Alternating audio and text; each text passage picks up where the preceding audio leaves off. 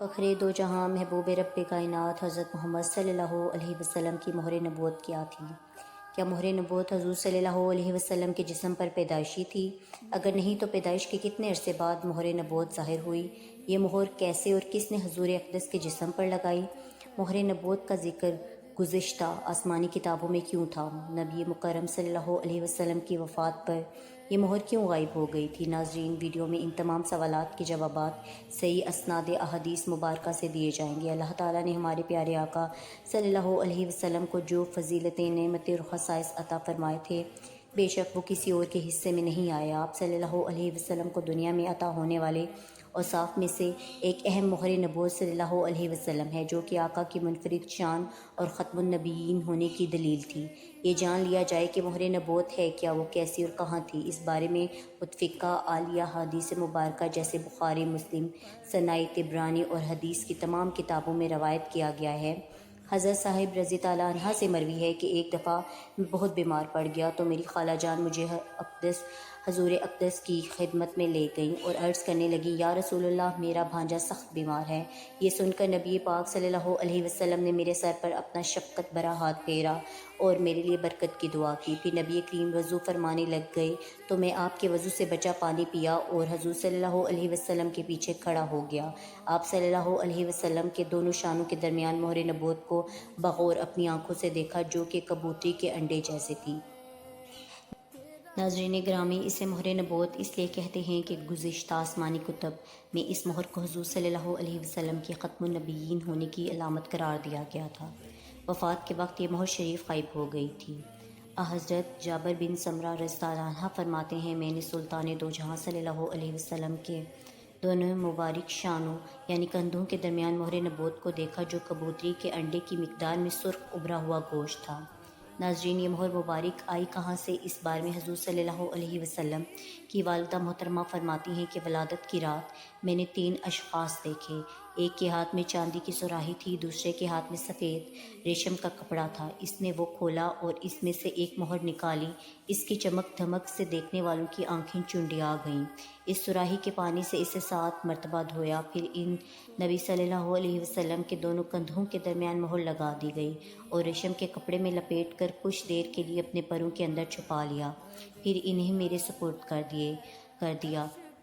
امام نسائی، امام احمد بن حنبل روایت فرماتے ہیں کہ حضرت مخرج رضی اللہ عنہ فرماتے ہیں کہ حضور صلی اللہ علیہ وسلم کو رات کو مقام جعرانہ سے نکلتے دیکھا کہ ان کی کمر مبارک خاص سفید چاندی کی طرح چمک رہی تھی۔ امام مسلم اور امام حجر عسقلانی فتح الباری سے روایت ہے کہ عبداللہ بن سرجس رضی اللہ عنہ فرماتے ہیں کہ میں نے نبی صلی اللہ علیہ وسلم کو دیکھا، ان کے ساتھ روٹی اور گوشت کھایا، پھر ان کے پیچھے گھوما اور ان کے کندھوں کے درمیان مہر نبوت دیکھی، جو بائیں کندھے کے اوپر مٹھی کی طرح ابھری ہوئی تھی، جس پر چھوٹے چھوٹے دانوں کی طرح کالے نشان تھے۔ صحیح مسلم حدیث نمبر 2346۔ اسی طرح امام ترمذی، امام بہقی اور طبقات ابن سعد میں روایت ہے کہ شیر خدا حضرت علی فرماتے ہیں کہ حضور کے دونوں کندھوں کے درمیان مہر نبوت تھی، اس لیے کہ آپ صلی اللہ علیہ وسلم آخری نبی ہیں۔ امام بہقی دلائل النبوہ جلد صفحہ نمبر 304 پر روایت فرماتے ہیں کہ حضرت عائشہ رضی اللہ عنہ فرماتی ہیں کہ حضور نبی کریم کی مبارک پشت کشادہ تھی اور دونوں کندھوں کے درمیان مہر نبوت تھی۔ امام مسلم رحمہ اللہ تعالیٰ نے سمرہ رضی اللہ عنہ سے بیان کیا ہے، وہ بیان کرتے ہیں کہ میں نے نبی کے کندھوں کے قریب ان کے جسم کے مشابہ کبوتری کے انڈے جیسی مہر نبوت دیکھی۔ صحیح مسلم حدیث نمبر 2344، یعنی اس کا رنگ بھی باقی اعضائے جسم کی طرح تھا۔ دوستو، صحابہ کرام نے مہر نبوت کی شکل و ہیبت مختلف تشبیہات سے بیان فرمائی ہے۔ کسی نے اسے مسو کے تل کی طرح کہا اور کسی نے کہا کہ وہ کبوتری کے انڈوں کی طرح گول تھی، اور اسی نے کہا کہ مہر نبوت ابھرے ہوئے گوشت کا ٹکڑا تھی۔ بے شک ہر صحابہ نے اس کی اپنی اپنی انداز میں ہیبت بیان فرمائی۔ چنانچہ حضور صلی اللہ علیہ وسلم کی گردن کے نیچے 2 کندھوں کے درمیان ایک پارہ گوشت تھا، جس پر کچھ تل تھے۔ کبوتری کے انڈے یا مصری کی گنڈی کے برابر پارہ گوشت نہایت چمکیلا اور نورانیت والا تھا۔ تل سیاہ، آس پاس بال، اس کے اجتماع سے یہ جگہ نہایت خوبصورت معلوم ہوتی تھی۔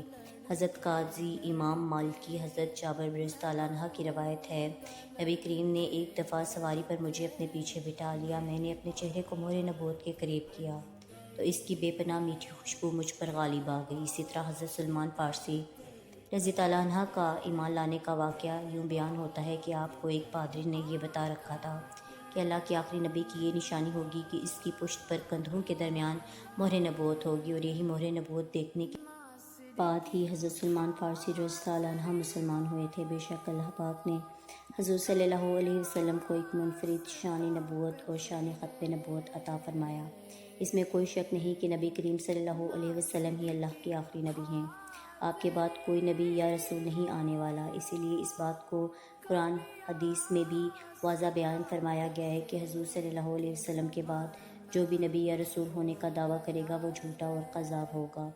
یہی وجہ ہے کہ قرآن سے پہلے آنے والی تمام آسمانی کتابوں اور صحیفوں میں حضور صلی اللہ علیہ وسلم کی مہر نبوت کو آخری نشانی کے طور پر بیان فرمایا گیا۔ ناظرین کرام، جیسے مشک اور موتیوں سے بھرے برتن بند کر کے مہر لگا دی جاتی ہے، اسی طرح اللہ تعالیٰ نے سیدنا کائنات کے اندر اجزائے نبوت کو جمع فرمایا اور اس پر اپنی مہر لگا دی۔ اس مہر کی برکت یہ ہے کہ آپ کے دشمن کو آپ پر قابو نہیں ملتا تھا، اس لیے مہر کدا شے محفوظ ہو جاتی ہے، اور دوسرا یہ اللہ کے آخری پیغمبر کی نشانی تھی۔ امید کرتی ہوں آج کی ویڈیو آپ کو اچھی لگی ہوگی۔ ویڈیو اچھی لگی تو چینل کو لائک، شیئر، سبسکرائب لازمی کریے گا۔